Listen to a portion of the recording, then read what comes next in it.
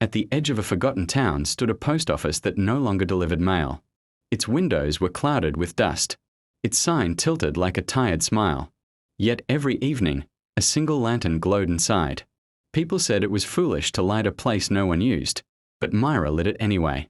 Myra had inherited the post office from her grandfather, a man who believed words could travel farther than feet. He used to say letters chose their readers, not the other way around. When he died, the town quietly moved on. Phones replaced envelopes. Silence replaced greetings. Still, Myra stayed. One rainy afternoon, while sweeping the back room, she discovered a narrow slot in the wall she had never noticed before. Inside were letters, hundreds of them, yellowed, sealed, carefully stacked. Each envelope bore no address, only a name and a date that had not yet come. The next letter at the top read, Jonah, tomorrow. Jonah was the baker who never smiled. Heart racing, Myra waited until morning, then carried the letter across the square. Jonah frowned when he saw her, but he took the envelope.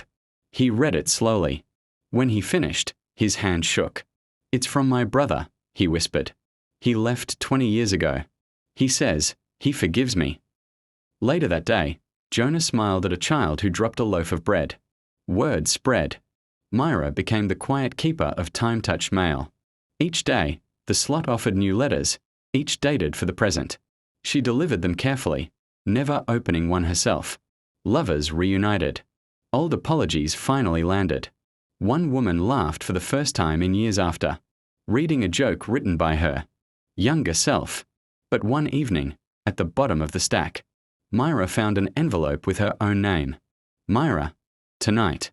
She sat alone at the counter, lantern glowing, rain tapping at the windows. The letter was short. "Thank you for staying," it read. "This place needed a heart. So did you." As she finished reading, the lantern flickered, not out, but brighter, casting warm light into the street. Outside, someone paused. Then another.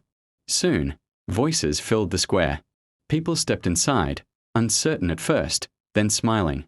The post office was open again. And Myra understood at last. Not all messages were meant to travel far. Some only needed someone willing to keep the light on until they arrived.